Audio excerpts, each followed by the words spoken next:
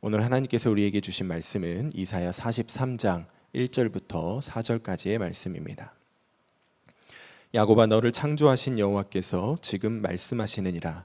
이스라엘아, 너를 지으신 이가 말씀하시느니라. 너는 두려워하지 말라. 내가 너를 구속하였고 내가 너를 지명하여 불렀나니 너는 내 것이라. 내가 물 가운데로 지날 때에 내가 너와 함께 할 것이라. 강을 건널 때에 물이 너를 침몰하지 못할 것이며 내가 불 가운데로 지날 때에 타지도 아니할 것이요 불꽃이 너를 사르지도 못하리니 대전하는 여호와 내 하나님이요 이스라엘의 거룩한 이요 내 구원자임이라. 내가 애굽을 너의 속량물로 구스와 스바를 너를 대신하여 주었노라. 내가 내 눈에 보배롭고 존귀하며 내가 너를 사랑하였은즉 내가 내 대신 사람들을 내어주며 백성들이 내 생명을 대신하리니.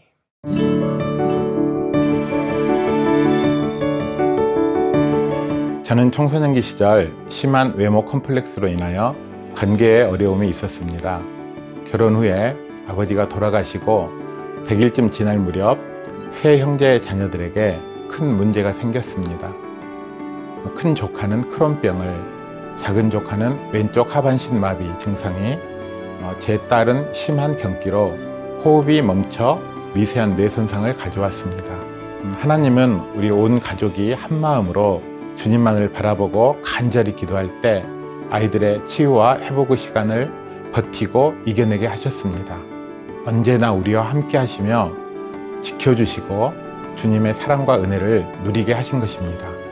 오직 이것을 기록함은 너희로 예수께서 하나님의 아들 그리스도이심을 믿게 하려 하며 또 너희로 믿고 그 이름을 힘입어 생명을 얻게 하려 함이니라.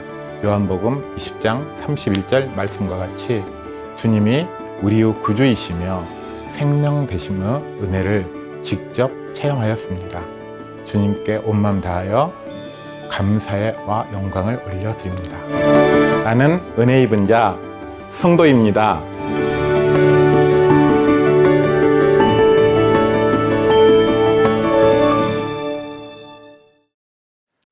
아무런 자격 없고 연약하고 부족한 저를 자녀 삼아 주시고 항상 함께 하시며 예수님의 십자가 복음과 사랑의 증인으로 이 자리에 세워주신 하나님의 은혜에 감사를 드립니다.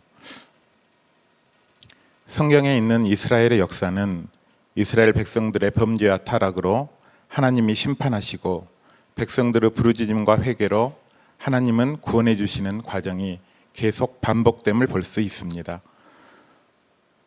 오늘 본문 말씀에는 이스라엘 민족을 향한 하나님의 사랑이 잘 나타나 있습니다. 하나님은 이스라엘 민족을 택하시고 사랑하시며 끝까지 포기하지 않으셨습니다. 우리들에게도 마찬가지입니다. 하나님은 우리를 창조하셨습니다. 죄에 가득한 우리를 포기하지 않으시고 독생자이신 예수님을 십자가에 못 박으시기까지 우리를 사랑하셨습니다. 바로 이 십자가 복음이 하나님께서 지금 우리를 이스라엘 민족과 같이 오늘 본문 말씀과 같이 사랑하신다는 증거입니다. 이 십자가 복음 앞에서 우리를 향한 하나님의 사랑을 부인할 수 있는 자가 누가 있겠습니까? 여러분은 하나님의 사랑에 어떻게 응답하고 계십니까? 하나님의 사랑을 얼마나 누리고 살고 계십니까? 이스라엘 백성처럼 범죄와 타락, 심판, 회개와 구원이 계속 반복되고 있지는 않으십니까? 저는 어렸을 때부터 예수님을 믿었지만 하나님의 사랑을 누리고 살진 못했습니다. 전기도 들어오지 않는 농촌의 가난한 집에서 태어나 초등학교 4학년 때 대도시로 전학을 하였습니다. 전학한 첫날 인사할 때 반의 모든 친구들이 배를 잡고 웃었습니다. 왜 그랬을까요? 제 모습이 너무나 촌스럽고 웃겼기 때문입니다. 제 얼굴을 한번 보세요. 얼굴이 우락부락하고 입술도 이렇게 턱 튀어나왔지 않습니까? 그때부터 별명이 두꺼비였습니다. 그리고 개구리, 메기, 하마 등 입이 큰 동물들의 이름이 어김없이 해마다 바뀌는 저의 별명이 되었습니다. 그것은 어린 저를 움츠러들게 하였고 청소년기 시절까지 이어진 외모에 대한 친구들의 놀림은 제 마음에 큰 상처가 되었습니다. 중학교 3학년 때 학교를 마치고 집에 오니 함께 살던 사돈 친구인 여학생들이 여러 명 놀러와 있었습니다. 제가 들어가 반갑게 인사를 하니 기겁을 하고 깜짝 놀라며 도망치듯 집을 나가버렸습니다. 그 모습을 바라보며 저는 마음에 정말로 큰 충격을 받았습니다. 비관적인 생각으로 죽고 싶은 마음마저 들었습니다. 그 뒤로 사람들이 모여 수군대면 꼭 제 얘기를 하는 것 같았고 저를 놀리는 것만 같았습니다. 그래서 사람들을 피해 다녔습니다. 그렇게 지내다 시골에 내려가 어머니에게 저를 왜 이렇게 낳았냐고 울부짖었습니다. 어머니가 안아주며 기도해 주셨지만 제게 위로가 되지 못했습니다. 하나님을 믿고 있었지만 저에게 아무런 영향을 주지 못했던 것입니다. 대학을 졸업하고 군대는 병역 특례 적용을 받아 6개월 현역으로 가게 되었습니다. 한 달간 신병 교육을 마치고 자대 배치가 된 곳은 최전방의 훈련 부대였습니다. 사단의 배치 담당자가 저를 이분은 5달 후면 전역하신단다 라고 조롱하듯 말하며 자대에 넘겨주었습니다. 그 당시 병역 복무 기간이 34개월이었기 때문에 저는 그날로부터 모든 부대원의 공격의 대상이 되어버렸습니다.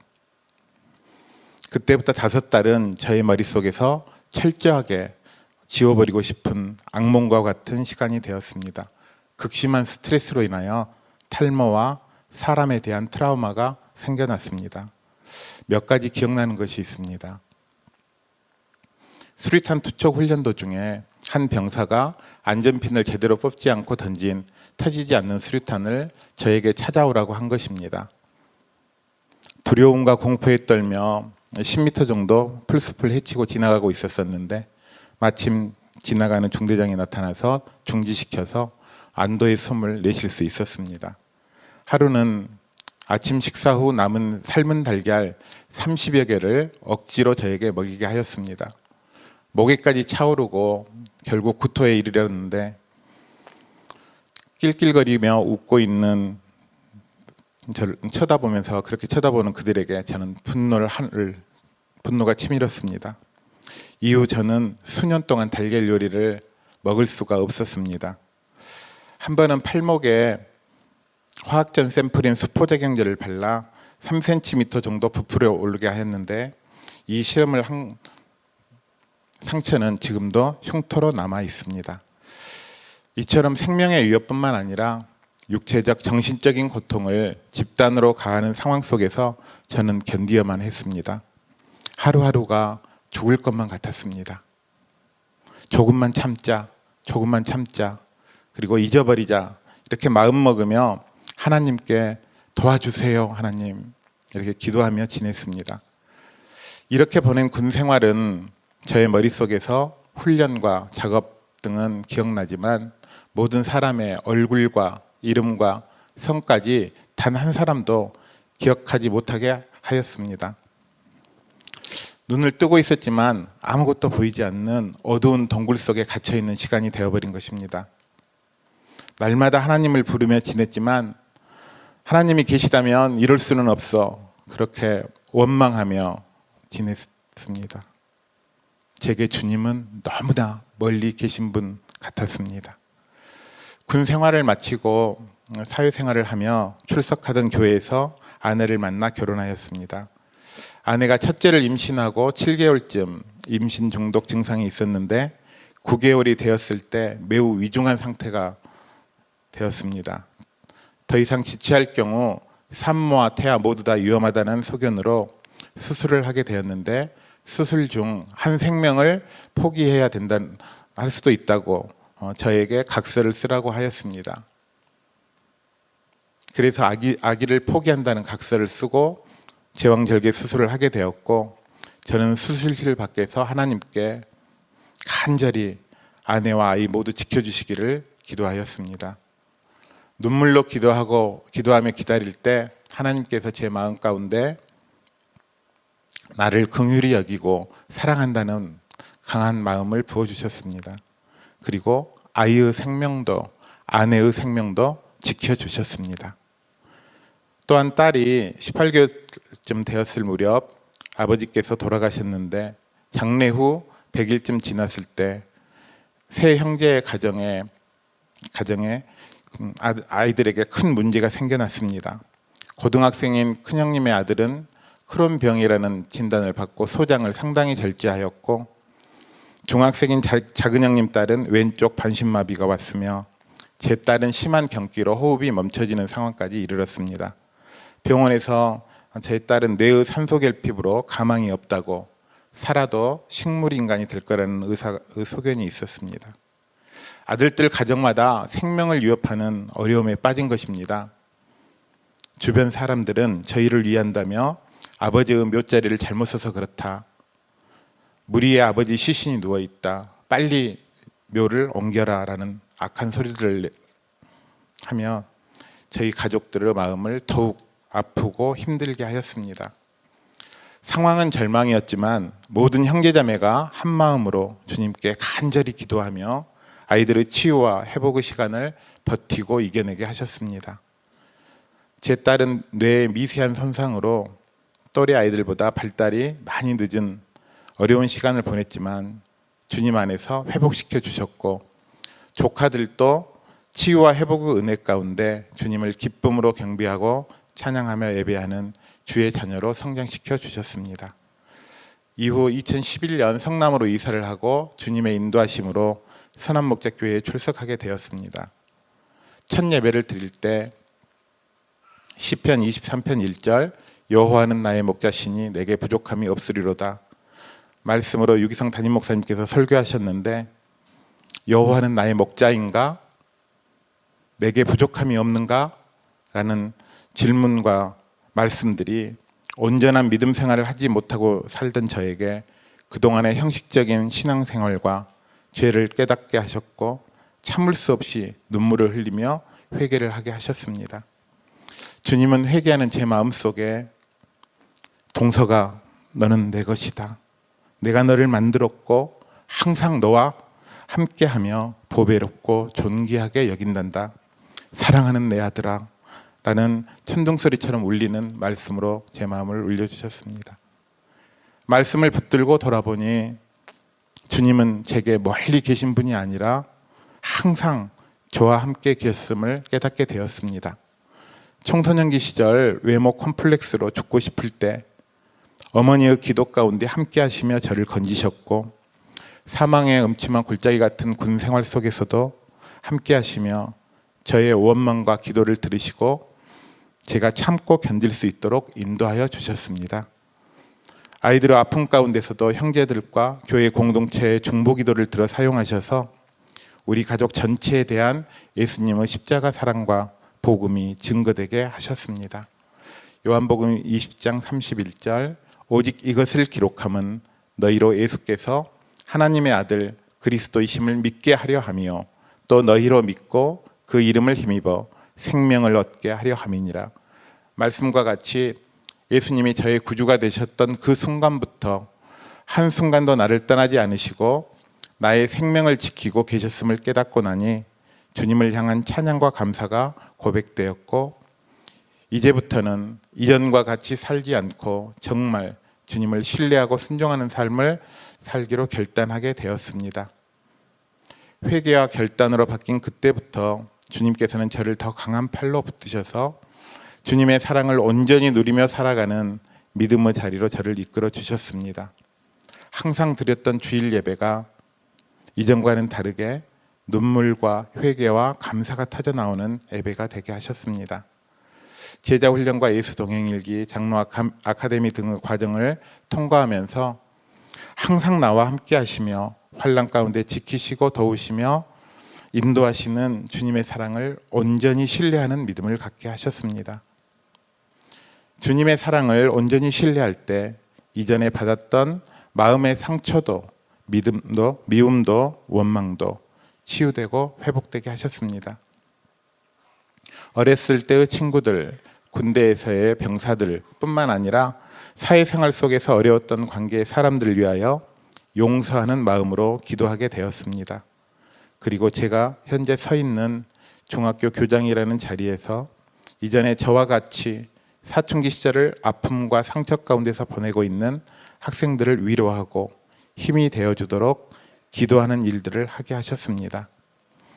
지금도 삶 속에서의 문제는 여전히 생겨나지만 주님의 사랑을 신뢰하며 문제 가운데 주님과 동행하며 나아갈 수 있고 나의 방법이 아닌 주님의 방법으로 인도하시는 삶을 통하여 문제가 변하여 기쁨과 감사가 되게 하신 것을 경험하고 있습니다.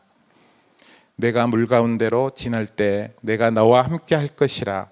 강을 건널 때 물이 너를 침몰하지 못할 것이며 내가 불 가운데로 지날 때 타지도 아니할 것이요 불꽃이 너를 사르지도 못하리니 대저 나는 여호와 내 하나님이요 이스라엘의 거룩한 이여 내 구원자임이라. 오늘 이 말씀이 바로 저와 여러분들을 향한 하나님의 말씀입니다. 하나님은 언제나 어디서나 우리와 함께 계시고 우리를 지키시고 보호하여 주십니다. 하나님은 절대로 우리를 포기하지 않으시고 구원하여 주십니다. 어떤 상황과 형편 가운데 있을지라도 우리를 사랑으로 붙드시고 구원하여 주시는 아빠, 아버지이십니다. 중요한 것은 우리가 그 하나님의 사랑을 신뢰하고 붙잡는 것입니다. 어려움과 고통과 환난 가운데 계신 분이 있으십니까? 주님은 지금도 여러분과 함께 계시고 여러분의 생명을 붙잡아 주고 계십니다. 주님은 지금도 여러분을 위해 손을 내밀고 계십니다. 그 사실을 믿으시고 신뢰함으로 주님의 손을 붙잡으시기를 축복합니다. 그러면 여러분을 사랑하시는 우리 주님께서 여러분의 손을 잡아주시고 여러분을 생명의 길로 인도해 주실 것입니다. 오늘 또 우리를 보배롭고 존귀한 자녀로 부르시고 사랑한다 말씀하시며 함께 하시는 주님의 은혜를 누리는 저와 여러분이 되시기를 간절히 축복합니다. 다음 두 가지 기도 제목으로 합심하여 기도하시겠습니다. 첫째, 주님의 십자가가 나의 구원을 위한 하나님의 사랑임을 확신하고 언제나 함께 하시는 주님 손을 붙잡고 의지하며 승리하는 삶을 살게 하소서. 주님의 이름 한번 부르시고 기도하시겠습니다. 주여, 할렐루야. 아버지 하나님, 복음 안에 내가 너를 십자가 사랑하여 그늘 아래 우리가 부르는 머물러 있음을 기억하기를 원합니다. 우리가 날마다 십자가를 바라볼 때 그 십자가에서 우리를 향한 사랑을 확증하신 하나님의 사랑을 기억하게 하시고 언제나 우리와 함께 하시며 언제나 우리를 버리지 않으시고 포기하지 않으시겠다는 주님의 그 약속임을 우리가 십자가를 바라볼 때마다 깨닫게 하여 주시옵소서. 주님, 우리를 사랑하시는 하나님의 사랑이 이미 확증되었고 우리를 절대로 포기하지 않으시고 버리시지 않으시겠다는 주님의 약속이 이미 십자가에서 확증되었음을 기억하고 주님, 우리가 어떤 상황 가운데 있든지 불 가운데 있든지 물 가운데 있든지 우리가 환난을 지나고 있든지 폭풍 속에 있든지 그 가운데 절대로 넘어지지 않고 포기하지 않고 낙심하지 않고 우리를 사랑하시는 주님의 손 붙잡고 그 불과 물을 통과하는 자들 되게 하여 주시옵소서. 주님, 오늘도 우리가 세상 삶을 살아갈 때에 주님의 손을 붙잡고 살아가게 되기를 원합니다. 우리 주님께서 우리를 어려움 가운데 방치하고 계시는 것이 아니요 우리를 불시험 가운데 그냥 내버려 두시는 것이 아니요 그 어려움 가운데 주님이 여전히 우리와 함께 계시고 우리의 손을 붙잡고 계시다는 것을 기억하게 하여 주시고 우리가 그 가운데서도 주님을 바라보고 주님의 뜻을 이루어감으로 말미암아 어려움 가운데 환난 가운데 불을 통과하는 가운데도 승리하는 삶이 되게 하여 주시옵소서. 두 번째로는 절망과 좌절 가운데 있는 사람들에게 주님의 십자가 사랑과 복음을 전하는 통로로 우리를 사용하소서. 주님의 이름 한번 부르시고 합심하여 기도하신 후에 자유롭게 기도하시겠습니다. 주여, 아버지 하나님, 절망과 주님의 가운데 있는 자들이 주여 우리를 사랑하시고 그 가운데 낙심하고 그 가운데 낙심하고 시험을 통과하다 좌절한 자들이 있습니다. 아버지, 너무나 감당하기 힘든 어려움 가운데 좌절해 아파하고 있는 자들, 아버지 그 자들에게 우리가 주의 사랑을 전해주기를 원합니다. 주님의 십자가를 바라보라고 주의 십자가를 바라보라고 전해줄 수 있는 위로자가 되기를 원합니다. 주님의 십자가에서 당신을 향한 주님의 사랑이 이미 확증되었노라고 당신을 위하여 모든 그것을 내어주신 하나님 아버지의 사랑을 바라보라고 우리가 그렇게 아픔 가운데 있는 자들을 위로하며 나아가기를 원합니다. 주님, 우리가 주의 십자가 사랑과 복음을 전하는 통로가 되게 하여 주시옵소서. 괴로워하는 자들, 아픈 자들, 아직 주의 사랑을 알지 못하는 자들에게 얼마나 크고 놀라운 사랑인지 아버지, 우리가 주님의 사랑을 분명하게 전달하고 깨우쳐줄 수 있는 그런 십자가의 전달자가 되게 하여 주시옵소서. 주님, 아픈 가운데 있는 자를 위로할 길이 무엇입니까? 낙심한 자를 세워줄 수 있는 길이 무엇입니까? 우리를 영원히 사랑하시고 포기하지 않으시고 우리를 사랑하셔서 생명까지 내어주시는 주님의 그 사랑을 우리에게 알게 하여 주옵소서. 아버지, 모든 성도들이 또 모든 세상의 사람들이 이 십자가 사랑 앞에 무릎 꿇게 하시고 그 십자가에 나타난 하나님의 사랑을 붙잡고 오늘도 세상을 사랑할 힘을 얻게 하여 주시고 아픈 가운데 일어날 수 있는 힘을 얻게 하여 주시옵소서.